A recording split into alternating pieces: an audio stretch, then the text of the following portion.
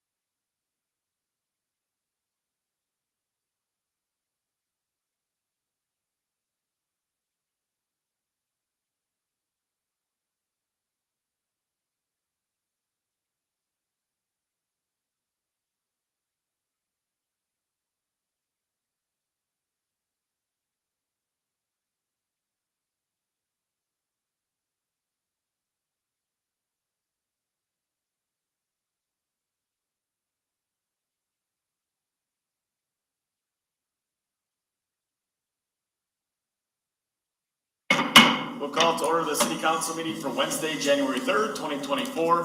Please stand and join us in the Pledge of Allegiance. There we go. I pledge allegiance to the flag of the United States of America and to the republic for which it stands, one nation, under God, indivisible, with liberty and justice for all. And roll call, Amanda. Tim Petrie. Here. Scott Steckmeiser. Here. Adam Mahusky. Here. Jeff Delkey. Here. Tracy Coach. Here. Bill Leclerc. Here. Darla Leclerc. Here. All right, so we do have one excuse that's plans to join us a little bit late, which is Bonnie. And the other one is going to join us via remote location, and that is Darla Leclerc. So we're going to go on to number 4, which is the consideration of any council member requesting to participate in this meeting from a remote location. Again, tonight we have Darla Leclerc looking for a motion on this. I'll make a motion. Thank you, Tracy. Second by Scott. Any council discussion? See none. Roll call vote. Amanda. Bill Leclerc. Aye. Tim Petrie. Aye. Scott Steckmeiser. Aye. Adam Mahusky. Aye. Jeff Delkey. Aye. Tracy Coach. Aye. All right, motion carries on that. Thank you and welcome, Darla. On to number 5, input from the public. Anyone wishing to speak on something that's on this agenda or something they'd like to see for a future agenda, please step up to the podium, my right, your left, and state your name and address for the record. Input from the public.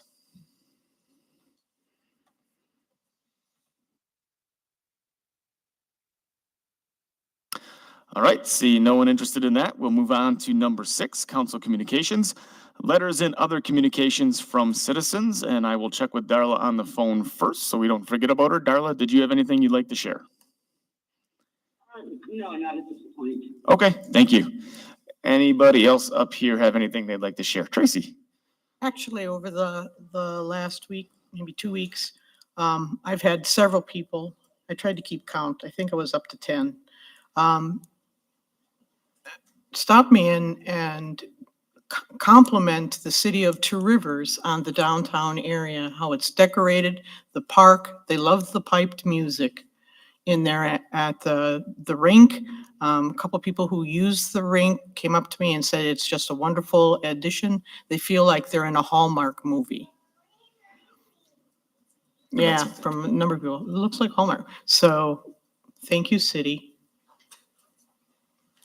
Parks and Rec did a wonderful job. So did Public Works and everybody who put all that stuff up. So thank you very much. Electric Cruise, Main Street. All of them. Yep. And the Merchants downtown. Our downtown Merchant. looks good. Yeah, Crafty Cravings one. Yes. Anything else? Tracy, anything else? That's it? Nope, that was Okay. it. Anybody else? Council communications. Jeff? Yeah, you have several here again. First of all, there was a bunch of compliments on getting back to Spectrum again, to make sure that was up and running. A lot of people happy about that. So good job finally getting that all up and running. Let's see. Somebody brought to my attention, I actually went and looked at it too, when it was kind of raining. There was a puddle in the middle of the ice rink over the top of the artificial ice. Over the splash They were pad wondering area. if it were to still be there when it freezes, is that going to get underneath? Or what is going to happen with that? Because I did see it. There was actually, Yeah, looks what, like it was caved in. what part within the loop was it up? It was on the very top part. Okay. And Almost where the splash pad would I be. was gonna say about over where the splash pad is? Yes. Okay. I know normally they try to go over that usually once a day and try to get any like debris and push any standing water or snow for that matter. When it did give us some light snow, they try and push that off. And I think that is usually once a day that they try to do that. Yeah, we'll pass that along. I mean, I think it's really intended to be able to tolerate freeze thaw like in the joints and that well, but we don't want a bunch of water collecting in that spot where, you know, the plumbing was all drained and everything, but right over the splash pad, there would be a concern. Right. Yeah. Yeah, they were just worried that it wasn't going to get up underneath and Yep. make some kind of mess for. Okay. So there was that one. And somebody brought it to my attention that there's actually people in the city that have electric vehicles that they're driving and parking alongside the light poles that actually have 110 outlets, and they're charging off the city's dime. I didn't even realize you could plug into a regular 110 outlet, but Yeah. okay. Might be a slow charge, but you can charge. Right, but people are coming in and actually doing that. Interesting. So that's something we might have to, Yeah, I don't know how we're gonna monitor that. that's a tough one because we have a hard time keeping just the little receptacle covers on them. Because they Exactly, get vandalized, they aren't lockable. right. And I Well, know- normally I don't think the light De-energized. switches are on the light poles if it's not Christmas. Cause I think that's how we turn the lights on and off, is it not, Brian? They normally are on, okay. Is that something that we can turn off? Okay, I think you'll see those de-energized. Nobody will be charging their car or shaving or anything else, using those outlets. And then another person, they called me and asked me, they wanted to know, how they put it is, what's up with the personal property tax for business? They thought that had gone away. I wasn't exactly sure. what Dave it Buss, was. our finance director, Next year, next year. okay. Yep. And the state is making cities whole for, that loss of tax base. Okay. Thank you, Dave. And I still got a few calls on this one too, but there's still, and I try and handle it as best I could, but Greg, you're probably gonna have to be more elaborate on how this is, because there's still confusion on the city portion of the 2% increase in taxes that was this year. Yep. Yeah, some people, and I try and tell them how it is, but I'm probably not stating it the way you would, so. But, if you want my quick answer, and we can certainly put a post out on Facebook. In fact, I stated it this morning on the radio on WOMT. The lift in the city share of the tax bill, yes, is 2%. That's attributable to the council approving an increase in the operating levy, the taxes in support of operations for the library of $50,000. And then an increase that was also approved in the tax levy that pays for debt service, principal and interest payments on debt issued by the city, non-utility debt, general obligation debt it's called, in past years for capital projects like streets, fire trucks, public works equipment. So those two components totaling $120,000, not for city general operations, happily, this year, accounted for about $120,000 and make up all of the 2% lift, because the city share of the taxes only goes for general fund, debt service fund, and library. So if that's helpful, and Yeah, that's pretty much how I was doing it, and then they also wanted to know how far back, because I told them some of this comes from past debt, like how far back would some of this debt go that was actually attributed to this? it's all 10-year borrowing. most of our borrowing is 10 years, so it'd be any time within that time. We try to equalize it as much as we can, but there's, of course, last year we started to see an increase in rates. We've seen a bit more this year. So, That's pretty much how I told them, but I know several of them are gonna be watching tonight, and I wanted to make sure that okay. you Yeah. were seeing it. Like And I if there's said. any follow-up questions, I'd be happy to share. It's transparent, as people like to say. It really is. All right. And that's all I got. I had a couple and they were all positive in regards to the downtown Christmas lights, similar to what Tracy said. A couple people that said it did look like a Hallmark movie, and a lot of people that really appreciated what we do on New Year's Eve Christmas Eve with getting all the lights off. And I know they even said that it was nice to see the participation of a lot of businesses that had a lot of lights up downtown. So well done overall. And thank you to Brian's crew for making sure that the lights were off and back on Monday or Tuesday, whichever, but I think people appreciated it nonetheless. There were no complaints, so they really appreciated it, so. That's all I got, and on to number 7, council reports from boards, commissions, or committees. And again, we'll start with Darla on the phone. Anything you'd like to report on, Darla? Well, first of all, I'll pass along the compliment on the businesses being lit up for Christmas. Jason Ring put a lot of effort into contacting the different businesses and getting them to participate. And then, of course, Brian Dellman and his crew down at the electric department, as far as having strings of lights, that they were able to kind of get the ball rolling for the people in the downtown. So I'll make sure that Main Street hears about this. What we're doing for Main Street is we're just gearing up for the coming year. We're going to be doing the art banners. We're already talking about the hanging baskets with flowers. There's just a ton of things that we're going to be moving on. I think we've already started coming together and starting to plan for the car show. I know that Brian Lee, that's already the pre-planning has started. So we have a lot of good things coming up, and maybe an additional event, but I'm not going to go into detail because it's not a done deal. With EAE, we do, and I know Greg's going to talk about this more. Tomorrow evening, we have Jim Nickelbein speaking down at the library about invasive species, both flora and fauna. And then we still have a couple of more evenings left in this series, and we do plan on doing it again next year. As far as the EAB, the front yard gardens, I will be on after further review in February, letting people know that we're going to do it for a second year. We're going to really publicize it this time and see where that leads us.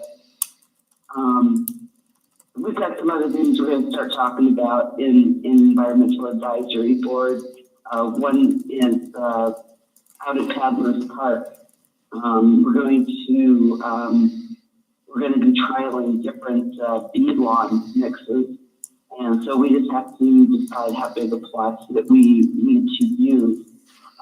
So thank you to Parks and Rec, to Mike Mathis for allowing us to have some space. And that's about it.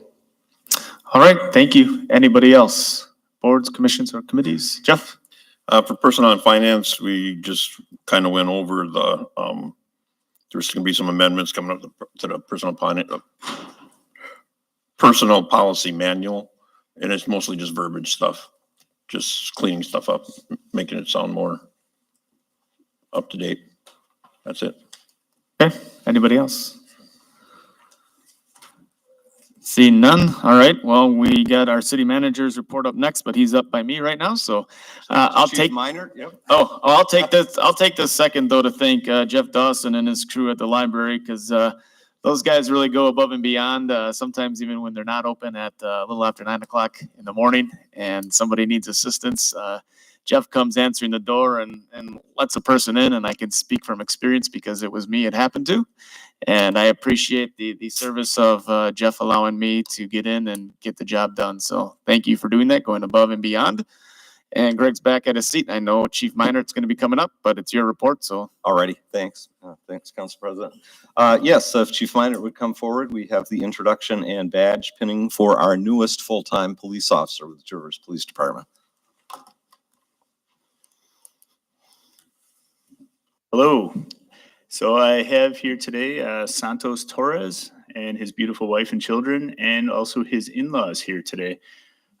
Santos, if you recall, I had mentioned earlier in the year, I believe back in July, that we brought him aboard to send him off to Wausau Technical College in northern Wisconsin. Santos comes to us with a year and a half of experience with Sheboygan County Corrections. And then prior to that, he worked with underprivileged kids, teaching them out in Las Vegas. He originally came from Las Vegas, where I believe he met his beautiful wife, who was from this area. So that in turn, when they had their children, was reason for them to come back to the area. So win-win for us. Happy to have him aboard. He did successfully complete his schooling at Wausau and just recently graduated in December. So he's currently on track to do some more training. He did have his unofficial badge pinning, but we brought him forth today so you could see him in uniform and get him an official welcome aboard. So Santos, if you'd like to come up, and Amanda will swear you in.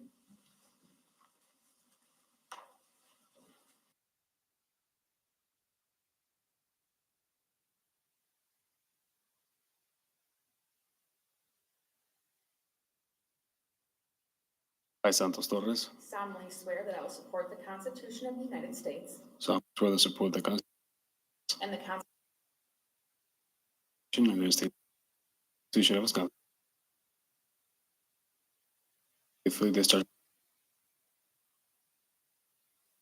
City of Two Rivers to the best of my to my ability. help me God.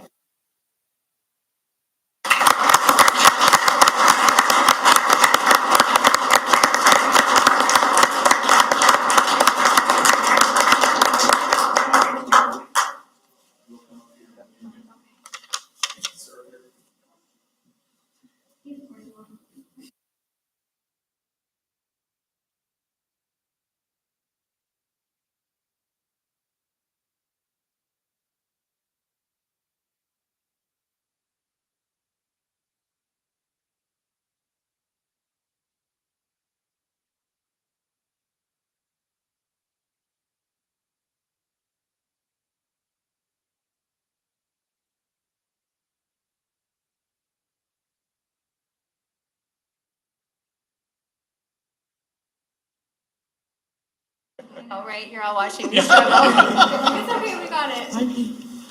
So it's official. Thank you.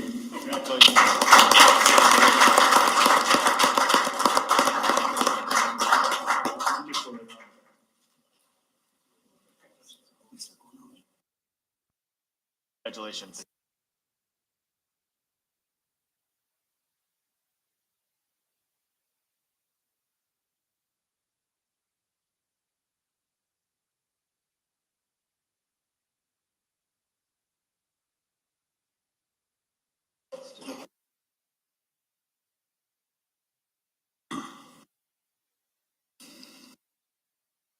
Nice to see the support from the troops back here in the corner as well. Both on duty and some that stuck around, I know, for tonight. And two very well-behaved children. to know. Yeah, I would Yeah. say not a peep. That's good. That's good stuff.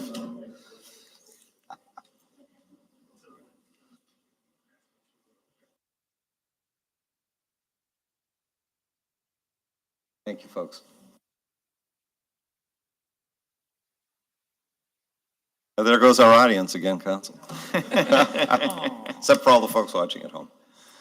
Okay, in the way of other staffing updates, we are still working on filling a vacancy resulting from a recent retirement on our electric line crew, and interviews are being scheduled. There's been a very good response on that, and tonight you'll also be doing the resolution honoring Tim Bruder, our recently retired line worker. Parks and Rec with Tammy Stadler's retirement. Her retirement resolution will be on your next meeting agenda. Position of office manager for Parks and Rec has been advertised, interviews completed, and there's a conditional offer circulating out there. So we hope to be able to announce that very shortly. Tourism Director, we've been, as you know, in recruitment and selection mode for a while, with not only staff, but representatives from the city's Room Tax Commission and from the Explore Two Rivers Board. Pleased to make it official today, publicly, with the hiring of Joe Metzen as new Tourism Director to head up Explore Two Rivers. A lot of you know Joe from his involvement in various community organizations over the years, was one of the key people in the Spirit of the Rivers monument becoming a reality along the lakeshore. Presently in an administrative position at Hamilton Wood Type and Printing. Previously had served as membership director at the YMCA and also at the RAR West. Knows the area very well, and I think we'll be able to with the Explore Two Rivers Board, Room Tax Commission, and the city staff that he is a part of. So he'll be starting his duties on January 15th. The deadline, 9 p.m. for folks interested in running for city council in the April election. I guess it was, depending on how many filed, was a determination of whether a February primary would be needed as well. But that will not be necessary, but certainly pleased to report there are 5 people that will be vying, listed on the ballot for 3 positions on council. And they are in alphabetical order: Mark Bittner, Doug Brandt, Jeff Udalke, our one incumbent candidate, Shannon Derby, and Andrew Quackenbush. The other 2 council positions to be filled will be vacated by Tracy Coach, who filed her non-candidacy papers, and there's been a vacancy, of course, for some months after the resignation of Jason Ring, who was not replaced. So 3-year terms. Council, of course, elected at large here in Two Rivers. So I'm sure there'll be some community forums and the opportunity to get to know those candidates. The election is on April 2. So thank you, Amanda, for assisting the candidates and sharing this information with the media and the community as each was certified. Make sure I got this straight now. If you want absentee ballots for the current calendar year, the options are, City Clerk? You can go to myvote.wi.gov or you can mail in the request. We can only accept absentee applications 2 weeks prior to an election in person at the office. Okay.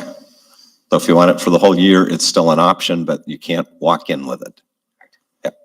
And Amanda won't say it, I will. We don't make the rules. And the rules keep changing. But indeed, for folks that aren't able to get out and vote, that option is still there. Just remind people, and maybe next Tuesday we'll have reason to really remind them based on the weather forecast. Just remind folks about the requirement for removing snow and ice from the sidewalk adjacent to your property within 24 hours following the end of a snow event, and do not deposit snow in the streets. However beautiful that arc coming out of your snow blower might be, it doesn't belong out in the public streets. And also, yeah, you better not put it on your neighbor's private property unless you get along real well or have their permission, because we had to add that to the ordinance a few years ago, just to clarify. Christmas tree pickup for folks that have real trees, real dead trees at this point. There is free tree collection next week, January 8th through the 12th. You can put your tree out at curbside or alley side, wherever your garbage is and recyclables are picked up, for pickup on the day of your collection. Or if that doesn't work out for you, also next week, trees can be dropped off in a designated area at the Public Works Garage down by McDonald's at 1415 Lake Street during work hours down there, 7 a.m., 3 p.m. This is for trees, pretty much naked trees as they came into the world. No artificial trees, no plastic tree bags, tinsel, decorations, lights, flocking, or any other type of contaminants are allowed at the trees, either curbside or down at DPW. If you've got an artificial tree or a so-called contaminated tree, that would be garbage, and you'll need to put a sticker on it and have it picked up by the garbage hauler. There is no other waste or brush to be picked up during the Christmas tree collection, so don't disguise a bunch of shrubs and other lawn waste as your Christmas tree. That won't cut it. And we would ask that folks, even though it's already happening now, not place the trees at curbside before 6 p.m. the night before your regular collection day, because they can blow out into the street and be a hazard. If this collection doesn't work out for you, maybe you want to keep your tree a little bit longer, or you stick it in the backyard for the birds, you can always dispose of it at the county compost site. And until next spring, there's just the one open. That's at 3000 Basswood Road in Manitowoc. I think it's also open Saturday mornings. I was out there a couple weeks ago. So that's a nice service offered by our trash hauler for picking up trees. Darla had mentioned this earlier, the Environmental Advisory Board's Environmental Information Series, Our Land, Our Water, Our Future, will feature Jim Nickelbein tomorrow night at 6 p.m. Over at the Leicester Public Library. Jim will be speaking on the topic of invasive species, the fight to save land and water. And his 20-year career at Woodland Dunes, and longer than that for Woodland Dunes as an organization, a lot of their work has been dedicated to dealing with invasive species and restoring the native habitats here. So also a nice chance to congratulate Jim on his recent retirement from Woodland Dunes, where he's been a great partner with the city for all these years. So again, that's tomorrow night, 6 p.m. down by the fireplace, Leicester Public Library. Should be very informative. Out at Woodland Dunes Nature Center, there's a TRT and a teen owl prowl this Friday, January 5th, 7 p.m. out at the Nature Center. Find out more about owls, what makes them amazing predators, dissect an owl pellet, head outside to listen for owls, and get ready to duck, because sometimes those owls will come for you if they're in the breeding season. Hope I didn't scare anyone away. Great program. I did want to comment briefly under the heading of Other about the garbage sticker price increase that was part of the 2024 budget. I'd posted on Facebook last Friday before the New Year's holiday, just as a reminder, had some interesting discussion back and forth on this topic. We'd just like to point out the solid waste utility for the city covers the full cost of weekly garbage and recyclables collection. It covers the landfill charges for what goes to the landfill. It presently covers street sweeping, more on that in a minute. It also covers the cost of the fall leaf collection program. Revenue sources include a portion of that monthly environmental fee on the city utility bills, the entirety of the sticker fees, plus about $85,000 a year in state operating assistance grants. It was recognized that increased costs for collection services and for landfill fees, plus the city's direct costs for street sweeping and leaf collection, were drivers in the need to increase revenues for the fund.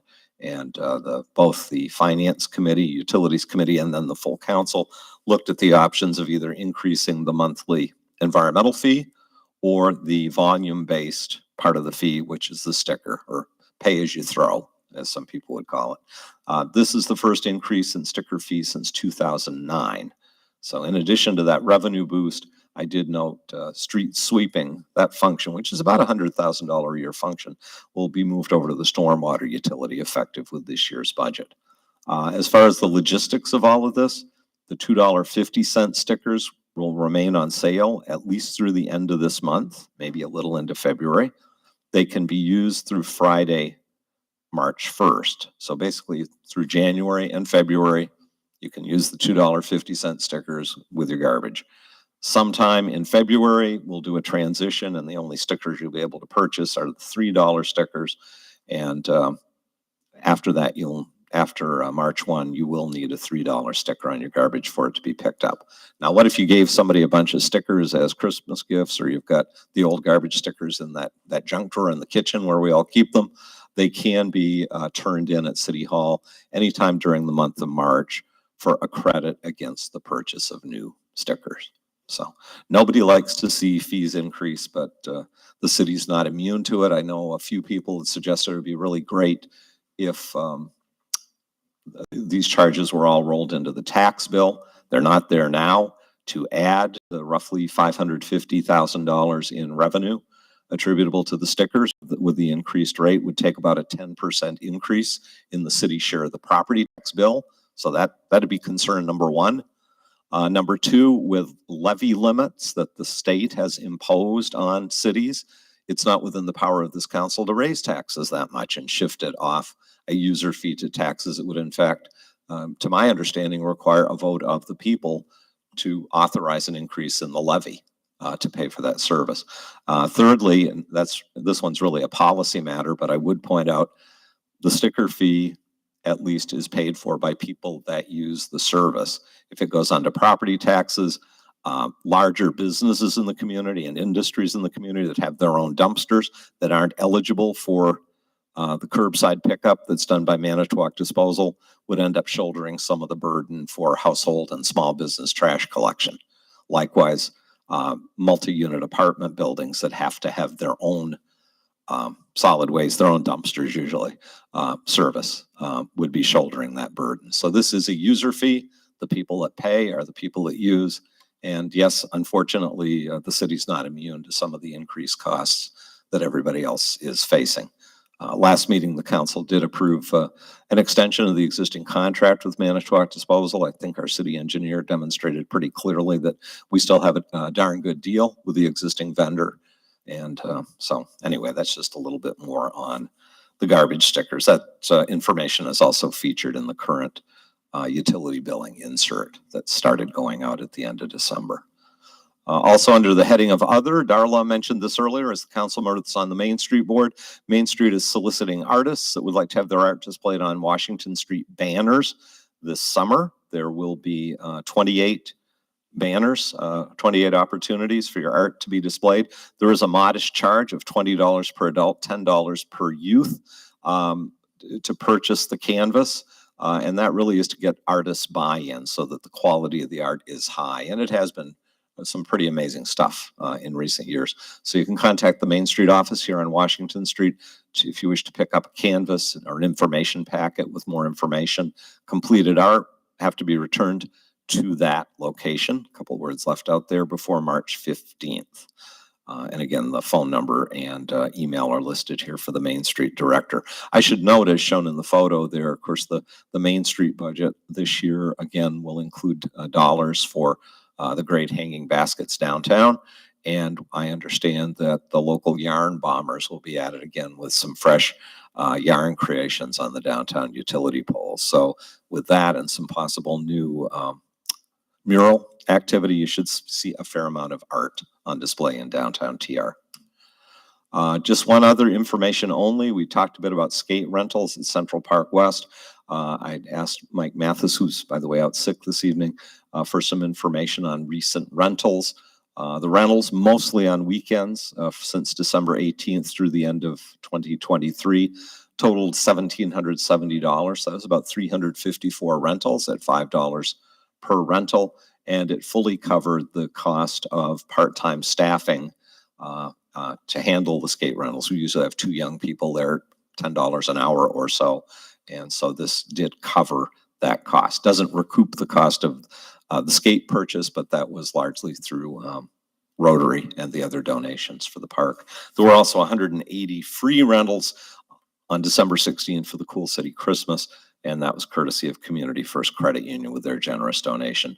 The staffing cost was under $200 for that afternoon. And again, as was said earlier, nice job by Parks and Rec staff with keeping this new jewel in the middle of downtown looking good and getting that music piped out there. Upcoming meetings, next week, the Committee on Aging meets on Monday at 8:30 a.m. There's a Plan Commission meeting Monday evening. Library Board and Advisory Rec Board, second Tuesday of each month. They each meet on Tuesday at 6. We have a regular City Council meeting on Monday the 15th. Environmental Advisory Board, EAB, on Tuesday the 16th. And I noted this one in red because, again, we do have some choices here. There are 5 Mondays in January. I would recommend that we go with the 29th as opposed to the 22nd. But we can be flexible on that. Does that work for council members? I don't know what else we might have on the agenda, but I do expect we'll have representatives of the Two Rivers Family Swim Center here to again talk about the needs of their facility and their interest in some sort of a partnership with the city. So with that, we just remind you that soon, under the direction of Mr. Metzen, the best place to get complete up-to-date information on Two Rivers, explore2rivers.com. That's my report. Thank you. All right, thank you, Greg. That takes us to number 9 under the consent agenda. We have under A. Legislation. Oh, I'm sorry. That's Greg. I'm sorry. Yep. That's part of Greg's report. my Sorry. Yep. apologies. I had a handout. That's why I left the room briefly and came back in. Yep. A piece of legislation that's going up for hearing, it sounds like, on January 10th at Transportation and Municipalities Committee, I believe it is. Transportation and Local Government Committee in the Senate. They're going to be looking at Senate Bill 691. And Darla, I apologize, I did not send this out to you. I know you and I have discussed this legislation and some of the league concerns about it. But basically, Assembly Bill 691 is a so-called Urban Towns Bill. I'll preface this by saying it, as it's written, it wouldn't affect Two Rivers or anywhere in Manitowoc County. It applies to towns of over 5,000 population that meet certain other criteria, including funding their own police departments that have over, I believe, 20% of their equalized valuation in industrial or commercial properties, so not purely residential and ag towns. That said, though, it's kind of a scary concept, and I think the league is concerned, and I would certainly share the concern that it could start Wisconsin down a path that some other states have taken with nothing against our town neighbors, but empowering towns to be able to thwart or reduce the ability of cities to do annexation, to exercise extraterritorial zoning and plat review, and frankly, to run their own water and sewer systems. If you look at the bill, it I'll just highlight partway down under the 4th, whereas this legislation would undermine the ability of incorporated cities and villages to impact what happens around their borders by allowing towns of more than 5,000 population that meet certain criteria to designate themselves as urban towns, and they would thereby gain the ability to require that an adjacent city or village that has water and or sewer services to extend those utilities beyond its municipal boundaries to serve customers located in the urban town. Now, obviously, that would be at the expense of the urban town, wouldn't be at the expense of the city. But we've had this discussion at City Council here. Certainly, the ability of cities to control their own water and sewer systems that have been largely paid for by their own ratepayers, and to negotiate, if appropriate, whether they wish to extend those services to areas outside the city, seems a far better way to be going than being told through state legislation that thou shalt. A self-declared urban town would also be able to exempt itself from extraterritorial plat review. Those of you that are on Plan Commission or have attended Plan Commission meetings know that for 2 miles out into the town, we at least have the ability to review and approve or deny land redivisions. Not too many cities or in our area, exercise extraterritorial zoning. We do not. And the other thing the law would do for these urban towns would be to exempt them from provisions of Wisconsin law that allow for contested annexations. Now, again, we don't have a lot of history of annexations here, but under current Wisconsin law, you can either have annexations by unanimous consent, which are easy. Everybody, the one or more property owners that want in can apply and annex in. But the law also does provide for contested annexations where there may be a group of properties that want in, and if a majority by land area and by number of electors represented with those parcels want in, there can be a contested annexation. And sometimes that's important if you should have one property owner, because remember, to annex property, it has to be contiguous. You can have one property that could block if there was the need for a unanimous approval. So I think it's appropriate that the city, even though this doesn't affect us now, and I hate it sometimes when people talk about slippery slopes, but now it's 5,000 with police department with a certain amount of non-residential tax base. Next year is it towns of 2,000? Where does this go?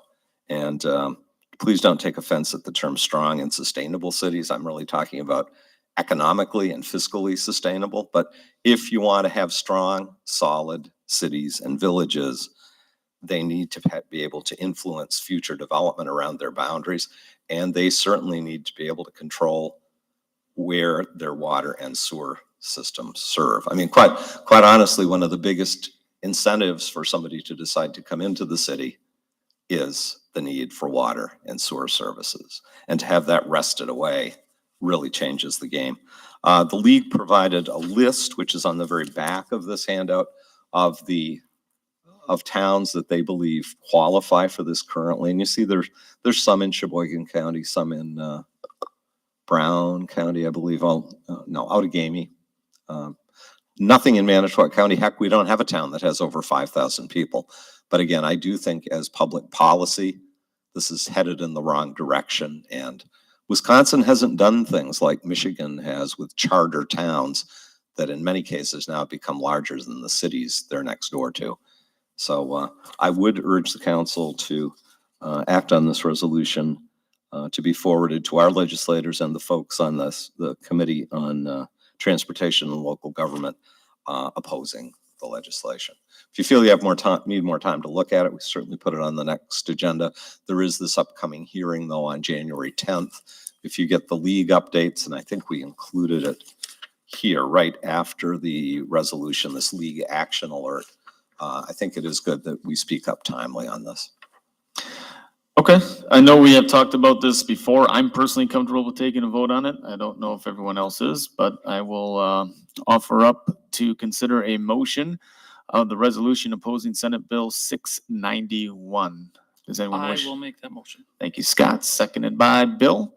Council discussion. That's with correcting the spelling of the word ability in the first bullet point in the title. Sorry about that. Yeah, you might need an I in there. Yeah. Thank you. Any council discussion? Seeing none, it's a resolution and a roll call vote. Amanda? Scott Steckmeister, Aye. Adam O'Hussey, Aye. Jeff Bilkey, Aye. Tracy Coach, Aye. Bill Leclerc, Aye. Darla Leclerc. Aye. Tim Peach.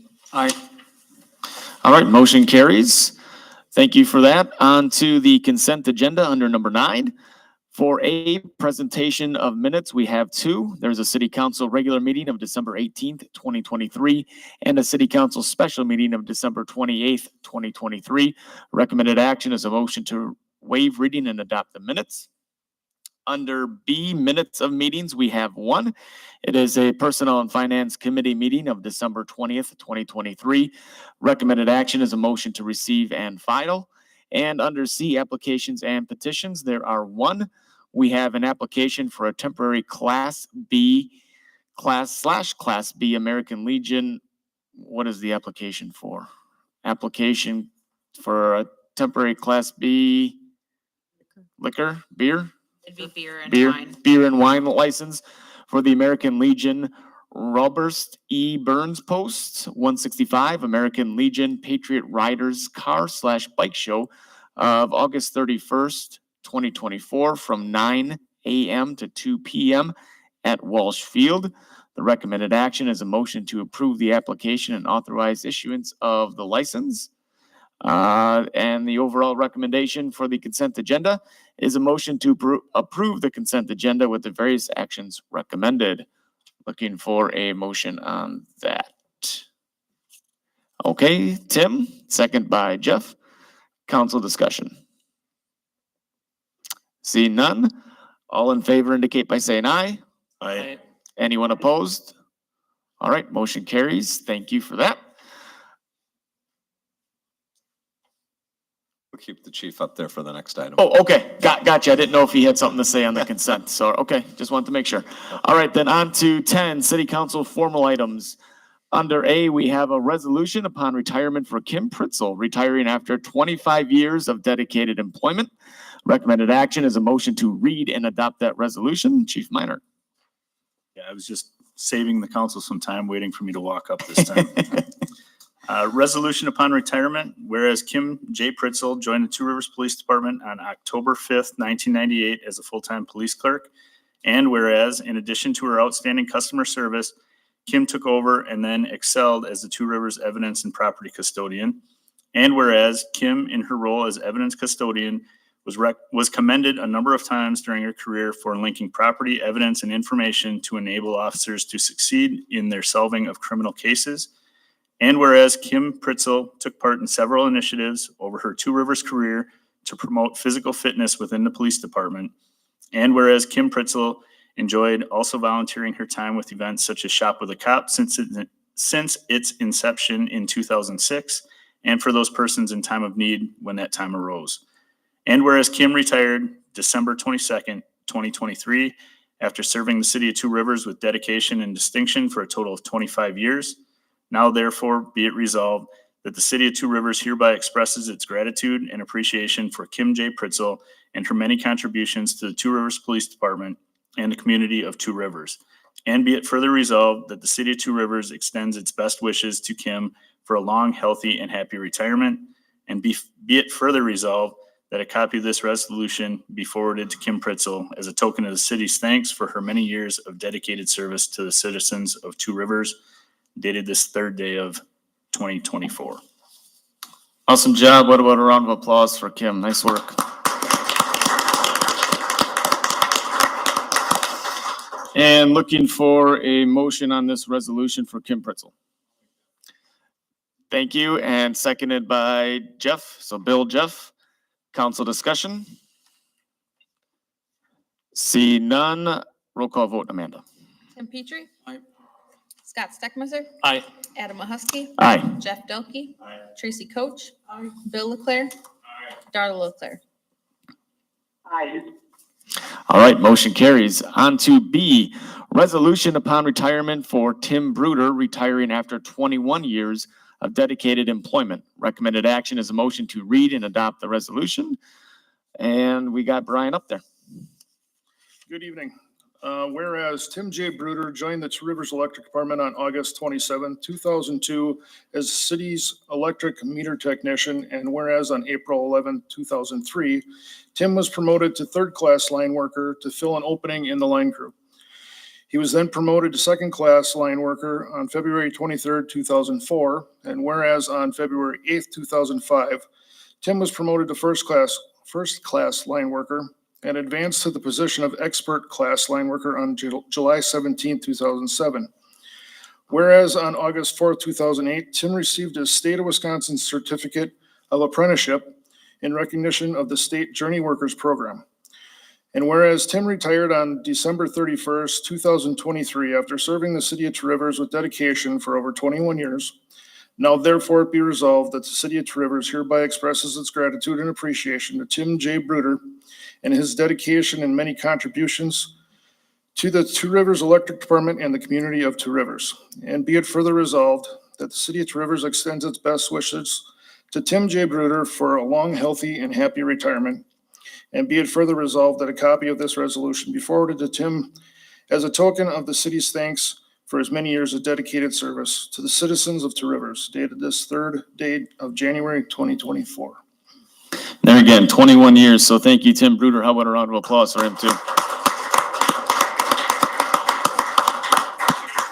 Some long tenured employees. We like that. So recommended action is a motion to read and adopt the resolution. Looking for a motion on this. Thank you, Tim. Seconded by Scott.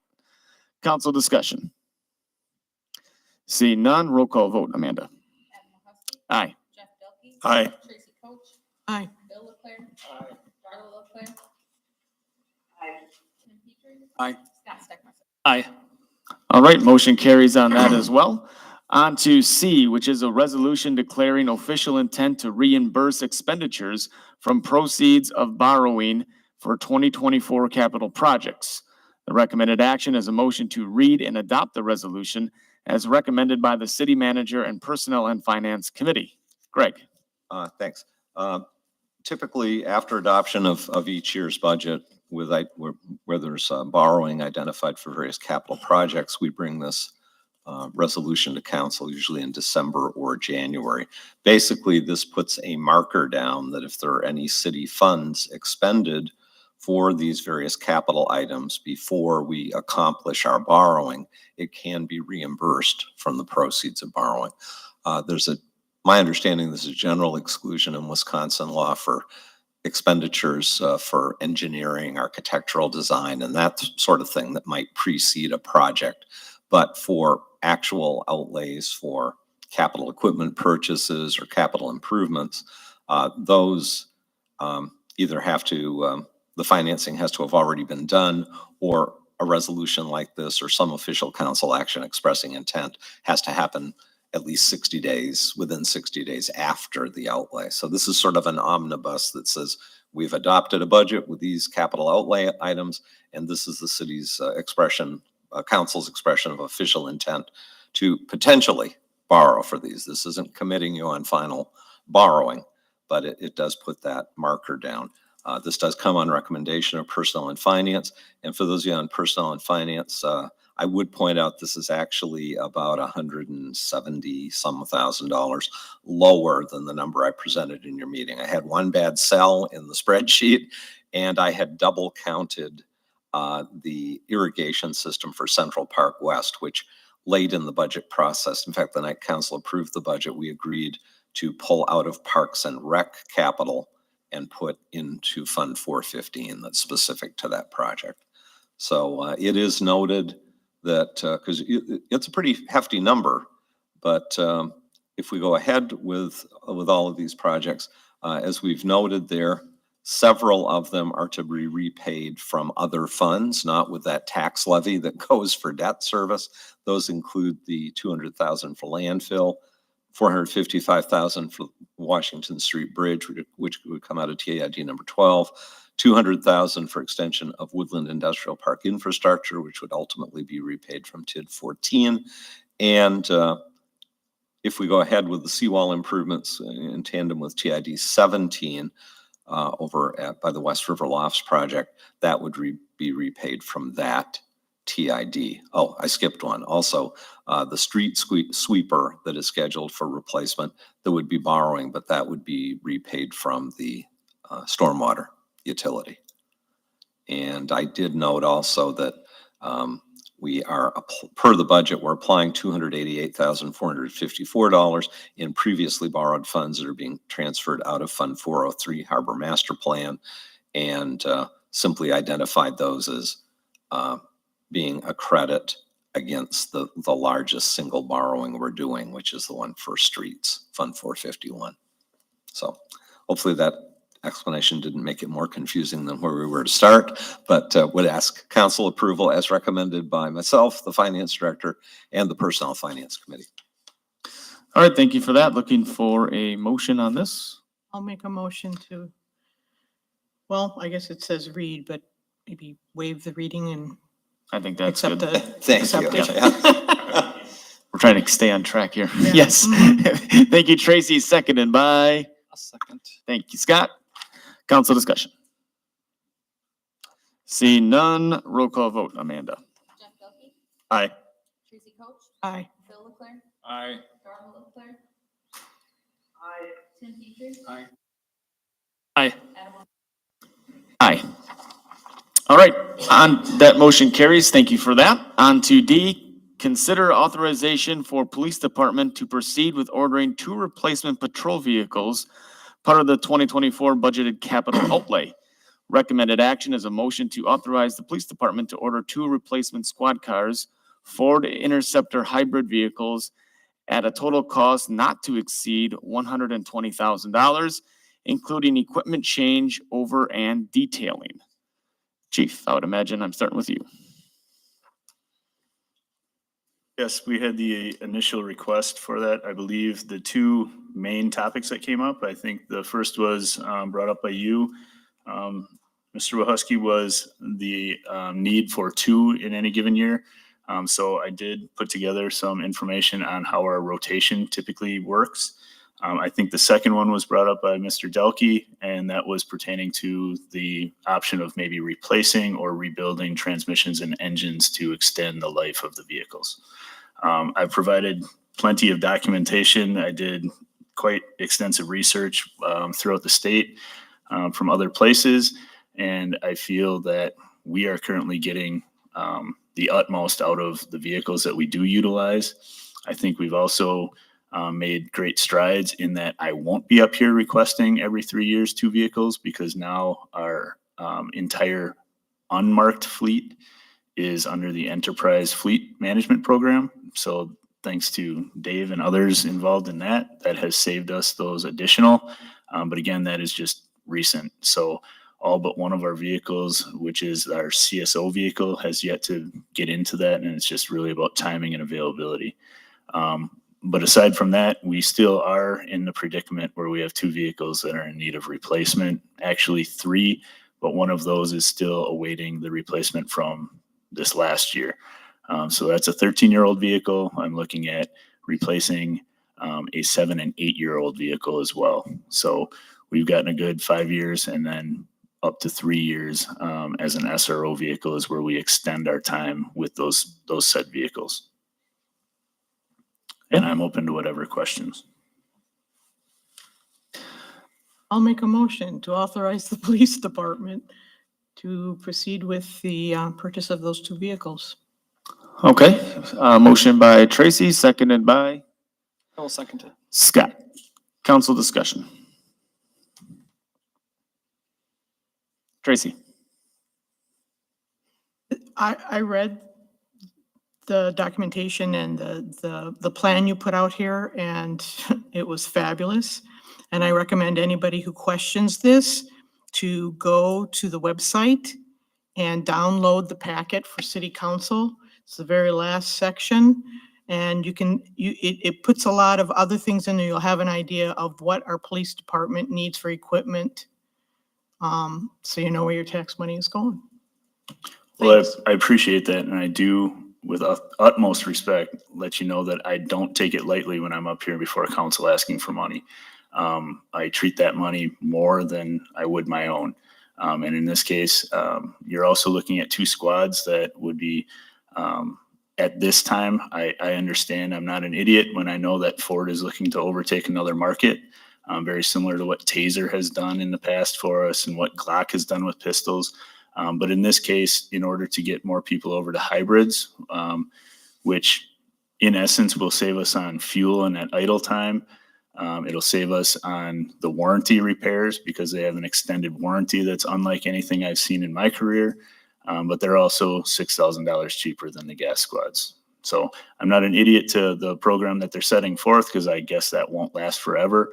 But at the same time, I think it's convenient for us at this time because we are in a need for 2 squads. Anybody else? By the way, just to get it on the record, and council members likely will recall this from budget time. I know Personnel and Finance would. This is not part of the outside borrowing that was in the earlier resolution you acted on. Consistent with what we've done in recent years, these 2 squads would be replaced with internal borrowing from available fund balance with an interest rate applied. And Dave, how long have we been financing these? Over 3 years internally? 3 or 5? 3. Just for the record there. I would say too, when I talk about the one that was 13 years old versus a 7 and 8 year now, typically we get 5 to 8 years depending on the wear and tear on said vehicle. And we take into account Our mechanics here, we may take into account the, whoever that vehicle came from, say Ford in this case.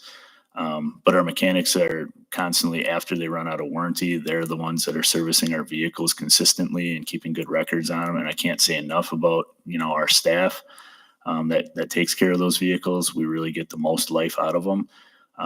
Patrol wise, that one that's a 2013, for an extended long period of time, that was a shift commander vehicle. So that didn't get as much mileage. And then ultimately, we still switched that over also to an SRO vehicle, a school resource officer vehicle.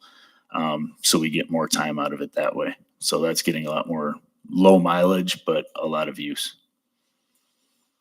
Currently, we have 4 squads that are on the road pretty much 24/7 all the time. We also have a K9 vehicle, which you could imagine is doing probably about 2/3 the workload. That being said, because he's only working 1 shift per day, but he also does extensive training, so there's an additional amount. The shift commander is still operated by 3 vehicle, but as you would believe, they do a lot of office work. So there's probably 1/3 of that doesn't get used that it does in the officer role.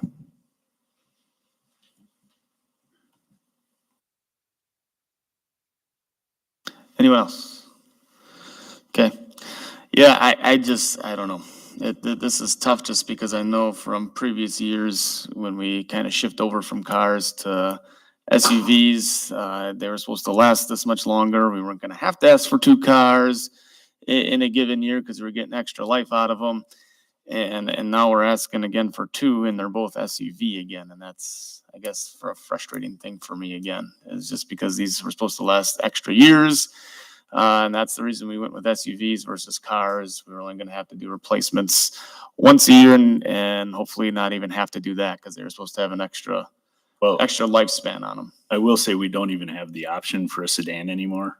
So it's only SUVs as far as the police interceptors. No matter if you go through Chevy wouldn't be an option. We don't have the space downstairs available for that.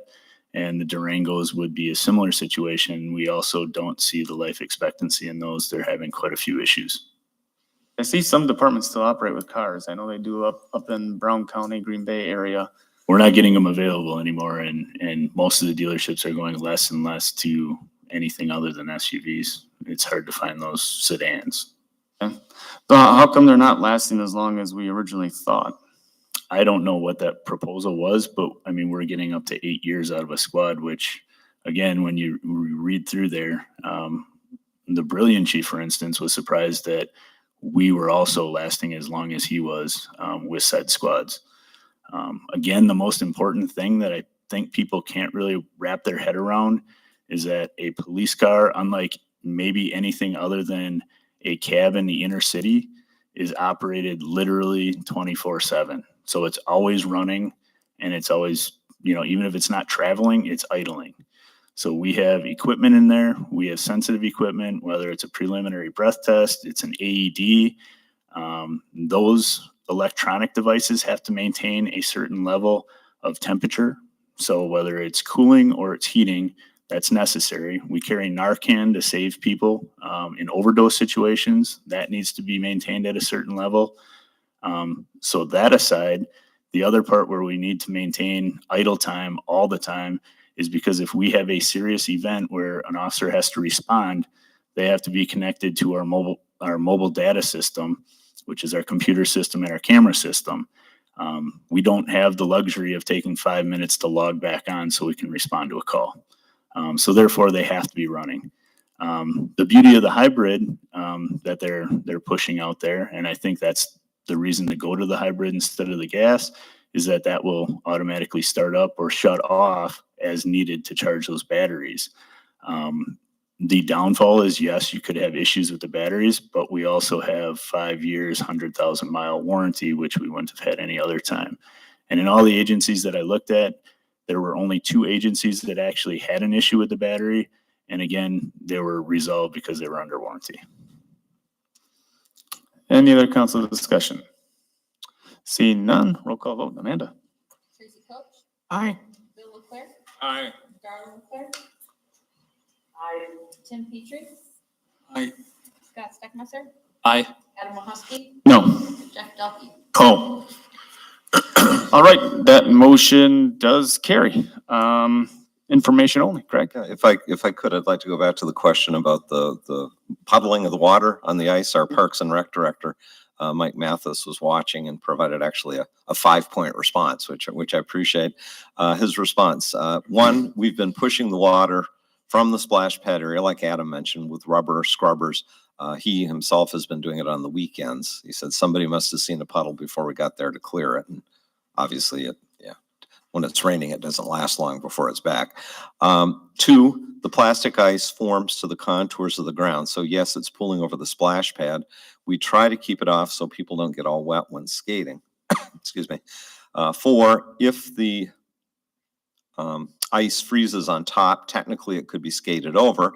It could be rough, so maybe not much fun. At the end of the day, we still have way more skatable days than with a real ice rink. I think we all see that this winter. The ice can also be scraped with a plastic snow shovel. Excuse me. 5, I'm really unsure what would happen if the water gets under the rink. I guess it could freeze and push up panels. It's very unlikely it would cause any damage since the panels are very tough. I mean, it's the same material all the way through. And we would probably have to pull up panels and let things melt. There are going to be times, like if you get a sleet and ice storm and it just sets up harder than heck, like it can sometimes around here. It's rain, then it's sleet, and then it's 20 below. There are times I think we're just going to probably have to cordon the ice off. But just so you know, from a maintenance standpoint, they're on top of it. And appreciate the question, Jeff. Going back for information only, I think we covered this actually. Next regular meeting on Monday the 15th, work session on the 29th. And as I noted earlier to some of you, because Mr. Bruce, our city attorney, isn't here tonight, and B, because on this matter of water and sewer connection fees for the Vanderbroek Arboretum, the city attorney has communicated to representatives of the Arboretum on that matter and is awaiting a reply. There really is no need for the closed session as listed tonight. I know you're heartbroken. Very much so. That concludes the business for tonight's meeting. All right, looking for a motion to I'll adjourn. make that motion. Thank you, Jeff. Second by Tim. Council discussion. Seeing none, all in favor indicate by saying aye. Aye. Anyone opposed? All right, thank you and good night. Good night, Doc.